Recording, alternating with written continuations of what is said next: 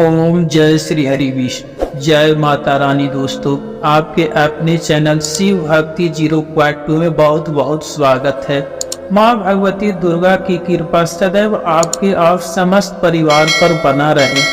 वट सावित्री का व्रत, इस व्रत को सावित्री अमावस्या या वट पूर्णिमा के नाम से भी जाना जाता है।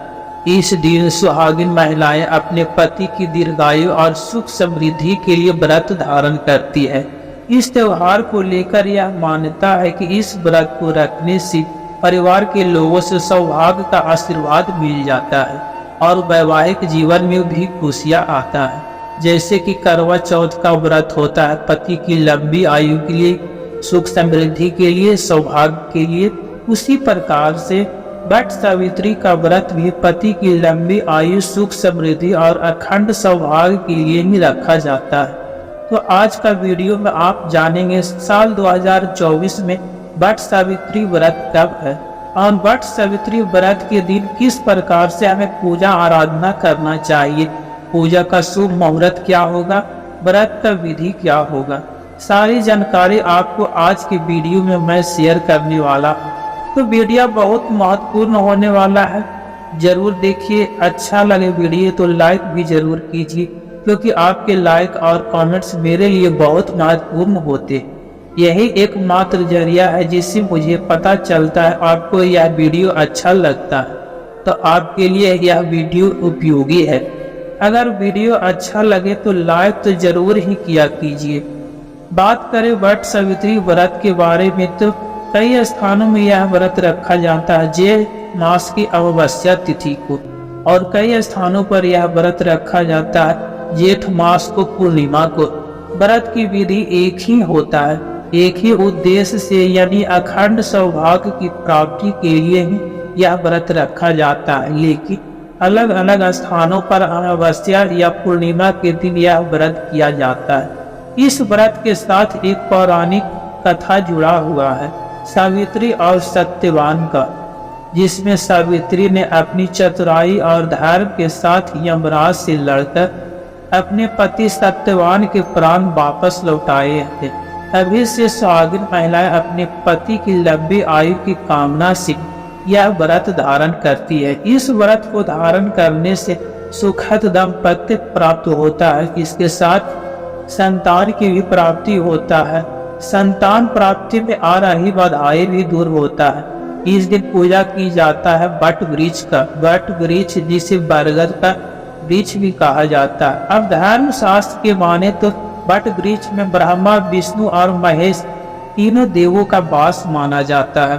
बरगद के तने में भगवान विष्णु का वास होता है, तो जड़ में ब्रह्मदेव का वास माना जाता है, और शाखाओं में भगवान शिव का वास होता है। और वट की लटकती हुई शाखाओं को सावित्री के स्वरूप में माना जाता है। इसलिए वट वृक्ष अर्थात बरगद का वृक्ष संपूर्ण रूप से पूजनीय माना जाता है। वट वृक्ष को अक्षय वट भी कहा जाता है। अक्षय अक्षय जिसका क्षय नहीं होता है, इसलिए शास्त्रों में कहा जाता है वट वृक्ष की पूजा से अक्षय फल की प्राप्ति होता है।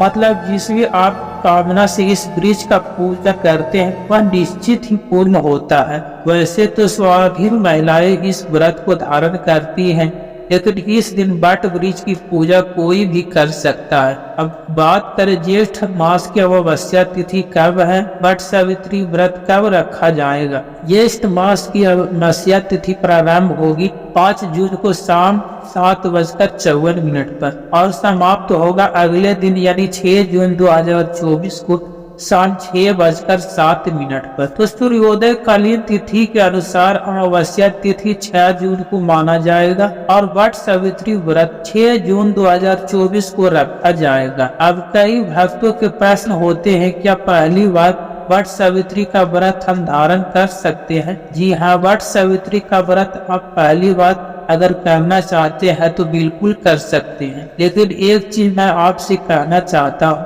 अगर आप वट सावित्री का व्रत करते हैं तो अपने परिवार में जरूर पूछ लीजिए कि आपके यहाँ वट सावित्री व्रत होता है या नहीं। कई परिवारों में ऐसा भी होता है वट सावित्री का व्रत नहीं किया जाता। अब इसके कई कारण हो सकते हैं। कई स्थानों पर कई परिवारों में ऐसा होता है कि उस दिन कोई ऐसी दुर्घटना हो जाता है जिसके वजह से वह व्रत जो होता है वह बंध जाता है, और फिर यह व्रत वापस तभी से प्रारंभ होता है, तभी खुलता है जब कोई उस दिन आपके यहाँ संतान हो जाए। तो जब आपके व्रत करें पहले अपने परिवार में जरूर पूछ लीजिए। एक और प्रश्न आता है, क्या पीरियड्स में हम पहली बार व्रत कर सकते हैं? पहली बार तो नहीं कर सकते। पीरियड्स में है तो आप संकल्प इस प्रकार से लेकर पूजा भी नहीं करेंगे, इसलिए पहली बार पीरियड्स में व्रत नहीं शुरू करना चाहिए।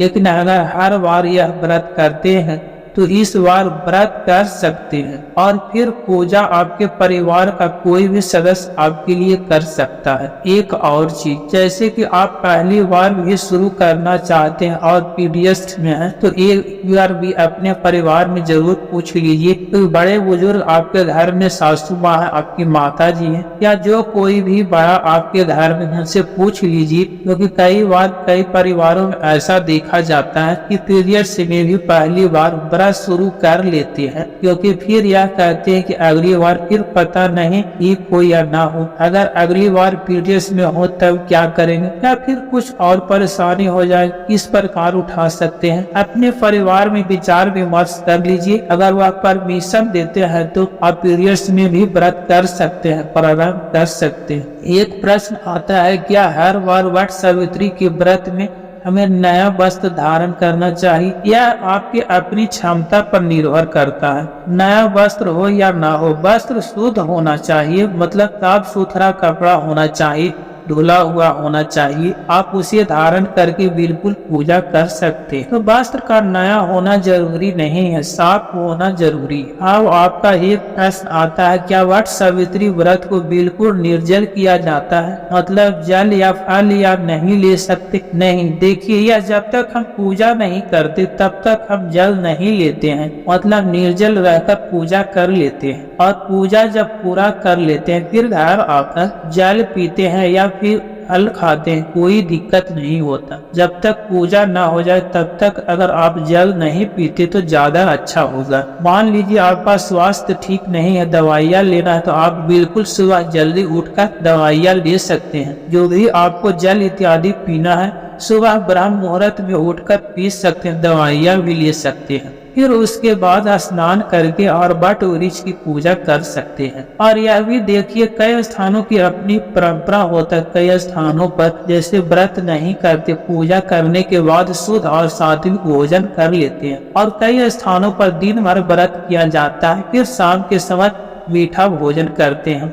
अपने अपने क्षेत्र की परंपरा है, जिस भी प्रकार से आपके परिवार में किया जाता है उसी प्रकार में करना चाहिए। लेकिन हाँ, एक चीज का ध्यान रखा जाता है, जब वट वृक्ष की पूजा हो जाता है उसके बाद से घर आकर सबसे पहले प्रसाद पति को खिलाया जाता है। सासू माँ अगर घर पर हो तो उनको चरण स्पर्श कर लीजिए, उनको प्रसाद दे दीजिए, बच्चों को दे दीजिए। फिर उसके बाद आप स्वयं भी जल या फल इत्यादि ले सकते हैं। अब बात करें पूजा के शुभ मुहूर्त के बारे में। वैसे तो वट सावित्री व्रत की जो पूजा होता है, प्रयास करना चाहिए कि जितनी जल्दी कर ले, सुबह जल्दी उठकर उतनी जल्दी आपका व्रत भी खुल जाता है, आप आकर जल इत्यादि ले सकते हैं। और वैसे भी अभी बहुत गर्मी है, धूप भी तेज होता है, तो ऐसे में बहुत समय तक निर्जल नहीं रहा जाता। तो ऐसे में हमें प्रयास करना चाहिए जितनी जल्दी हो सके हम पूजा कर ले। लेकिन अगर आप किसी भी कारणवश सुबह नहीं भी पूजा कर पाते तो थोड़ी देर भी हो जाती तो कोई बात नहीं। पूरे दिन की अमावस्या तिथि है, अब पूरे दिन में कभी भी पूजा कर सकते हैं, दोपहर में भी पूजा किया जा सकता है। वैसे भी आज के दिन वट वृक्ष के पास इतनी ज्यादा भीड़ होता है कि पूजा करते करते दोपहर तो हो ही जाता है। अपनी तरफ से प्रयास जरूर कीजिए, आप जितना जल्दी तैयार होकर पूजा करें, क्योंकि वट सावित्री व्रत के दिन 16 श्रृंगार भी किया जाता है। इसके बाद ही पूजा होता है, तो तैयार होने में भी समय लगता है। और सामग्री भी बहुत सारा होता है। तब हम बरगद के वृक्ष के पास जाते हैं, इसमें काफी समय लग जाता है। तो पूजा की सामग्री की वीडियो तो 1-2 दिन पहले आपको मिल ही जाएगा, आप लोग देख कर वही सामग्री मंगवा सकते हैं। वट सावित्री के व्रत में बांस के पंखे का प्रयोग किया जाता है। कोशिश कीजिए अभी से ध्यान रखिएगा, कहीं भी मिल जाए तो उसे खरीद कर रख लीजिए, क्योंकि उस समय पर नहीं मिल पाता है। इसके अलावा कच्चा सूत चाहिए, भीगे हुए चना चाहिए, फिर धूप, दीप, अक्षत, पुष्प इत्यादि सभी चीजें चाहिए। इसके साथ सुहाग की सामग्री भी चाहिए, क्योंकि परिक्रमा में बहुत से लोग सुहाग की सामग्री से परिक्रमा करते हैं। कई लोग चने से करते हैं, मूंगफली के दाने से करते हैं, या फिर चॉकलेट, टॉफी इत्यादि इन चीजों से परिक्रमा किया जा सकता है। और कई स्थानों पर जब व्रत का प्रारंभ किया जाता है, मतलब पहली बार वट सावित्री का व्रत रखा जाता है, तो धान और पान से किया जाता है। अब यह हर जगह की परंपरा नहीं है, कहीं कहीं पर ऐसा किया जाता है। अगर आपके यहाँ होता है तो आप लोग व्यवस्था पहले से करके रखिएगा। पान तो कहीं भी मिल जाएगा, कभी भी मिल जाएगा, लेकिन धान की व्यवस्था आपको पहले से कर रखना पड़ेगा। दोस्तों, उम्मीद करता हूँ आप इस चैनल पर अपलोड होने वाले प्रतिदिन की कथा जरूर सुनते होंगे। इसके अलावा अगर आप एकादशी का व्रत करते हैं तो एकादशी व्रत का वीडियो चैनल पर अपलोड हो चुका है, जरूर देख लीजिएगा। उम्मीद करता हूँ वट सावित्री व्रत का वीडियो आपके लिए जरूर उपयोगी होगा। अगर वीडियो अच्छा लगा हो तो वीडियो को लाइक कीजिए, शेयर कीजिए, और चैनल पर पहली बार आए हैं तो सब्सक्राइब करके बेल आइकन को कर लीजिए, आपका वीडियो अच्छा लगा हो तो। मिलता हूँ अगले वीडियो में, तब तक के लिए जय श्री राधे।